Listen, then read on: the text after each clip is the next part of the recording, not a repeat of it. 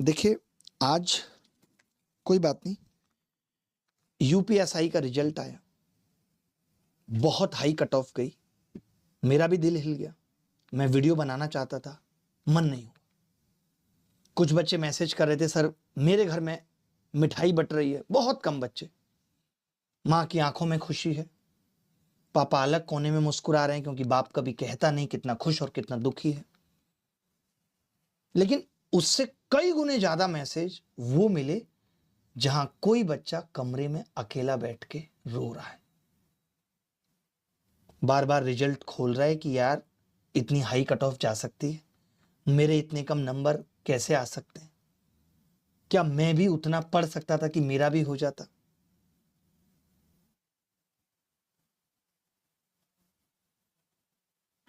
ऐसा नहीं है कि जिस बच्चे का सिलेक्शन नहीं हुआ उसने कुछ भी नहीं सहा है, उसने भी बहुत मेहनत की है।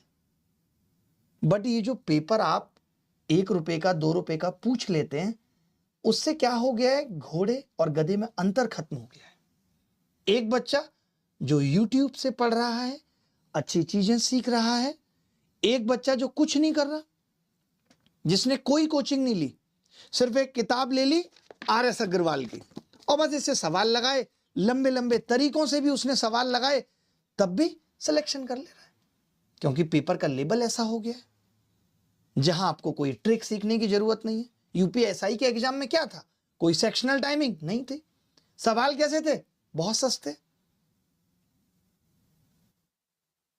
एक बच्चा जिसने रात रात भर जग के पढ़ाई की, माँ बाप क्या करें पता नहीं, पढ़ता रहा, क्या पढ़ा भगवान जाने।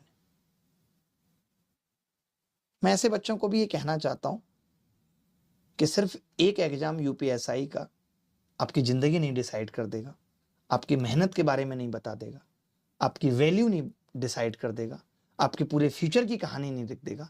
कई बार जिंदगी देर लगाती है लेकिन जरूर मिलता है। जो मेहनत आज आपने की है वो हो सकता है किसी और एग्जाम में दिखे।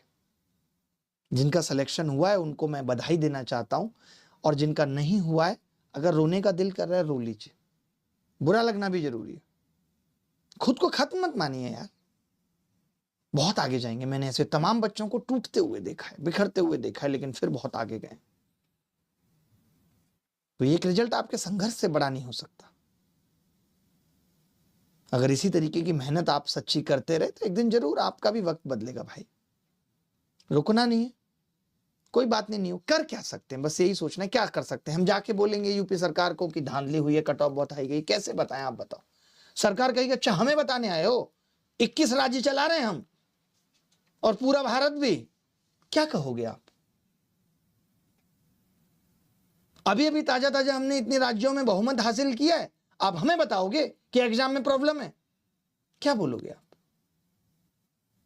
वो भी उस सरकार को जो आपने चुन के भेजी साहब, जिसको आप बार बार चुन के भेज रहे हैं साहब, कैसे आप उस पर उंगली उठा सकते हो।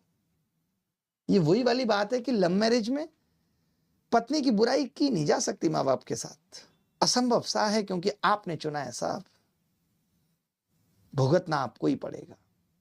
देश किसी भी राह पे, मैं आज भी ट्विटर पे लिख देता हूं, जब बेरोजगारी पे, महंगाई पे, पेपर लीक पे, ट्रांसपेरेंसी खत्म हो जा रही है उस पे, तब भी लोगों को लगता है, चिढ़ लगती है, क्यों लिखा साहब,